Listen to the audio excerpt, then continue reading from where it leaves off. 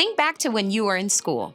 Maybe it was an essay or term paper that you didn't give your full attention to, a test you missed studying for because of a practice or rehearsal, an art project that just didn't come together like the image you had in your mind.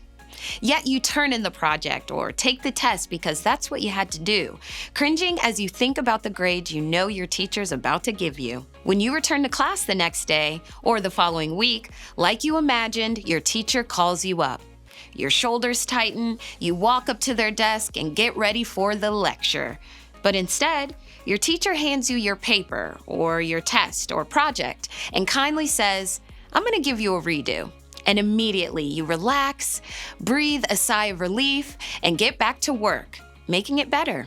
What a teacher like this realizes is that life is a work in progress.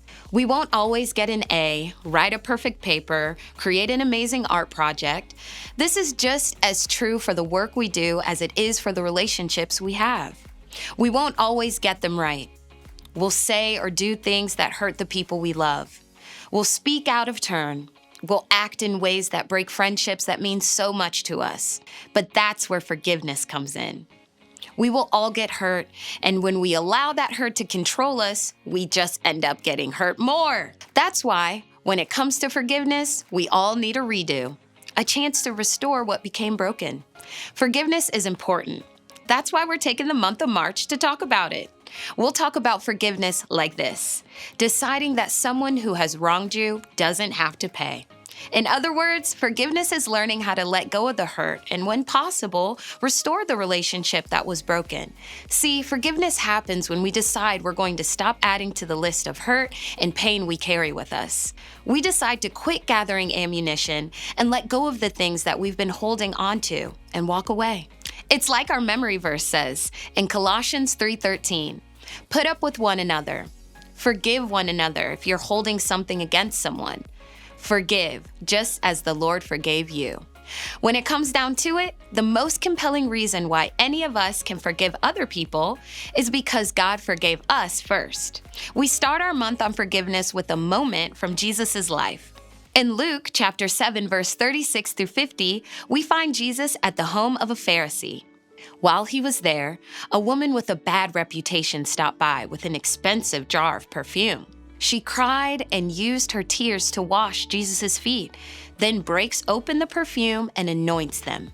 The Pharisee was upset that Jesus would let a woman like this near him. Jesus responded with a parable to explain why this woman honored Jesus so much. She understood something about forgiveness that the Pharisees missed. Bottom line, everyone needs forgiveness. In week 2, we turn to a familiar story of Zacchaeus. He was a tax collector with a reputation for taking advantage of people, so he must have been shocked when Jesus asked to come over to his home for a meal. Zacchaeus said yes, and when he encountered Jesus, he changed completely. He went back to the people and returned 4 times as much as he took from them. Bottom line, when you forgive others, it can change them. Then in week 3, we head to Matthew chapter 18, verse 21 through 35, and learn more about the time when Jesus tells the story of a servant who loves to live it up, even though he's weighed down by millions of dollars in debt. This servant gets a big break when the king forgives his debt. You think he's got it made until he finds a man who owes him a few bucks. You think he'd pay it forward, cancel the debt, but that's not what happened. He gets caught when he didn't forgive others like the king forgave him.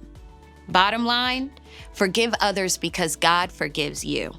We end the month in Luke, where Jesus tells us a story of the ultimate grace and forgiveness. The religious leaders aren't thrilled that Jesus is hanging out with riffraff, sinners. Jesus responds to them with familiar stories, including the one about the lost son. In week 4, we see how this kid thinks he's got it all together. He demands half of his dad's money and takes off to spend it on himself. It's only when the money is gone that he realizes he made a huge mistake and needs forgiveness. He's got just one hope, that his dad lets him come home and be a servant. But when the son returns, ready to work off the money he took from his father, the father welcomes his lost son home and even throws a giant party. But not everyone's too happy about this. The kid's older brother has obeyed his father all his life without a single party to show for it. He's sulking in the backyard until his dad shows up. And if Big Brother isn't willing to let this whole thing go, well, he's gonna miss out, big time. And so can we if we don't forgive others. Bottom line, God will always forgive you. This month, think about what's happening in the lives of your kids and families. I wonder what would happen if during this month, you help them understand more about the redo. After all, there's nothing they can do that God can't forgive. And because God has forgiven them, they have the power to forgive those around them. Let them discover that the sooner they allow God to help them make things right with others, the faster they become who God created them to be.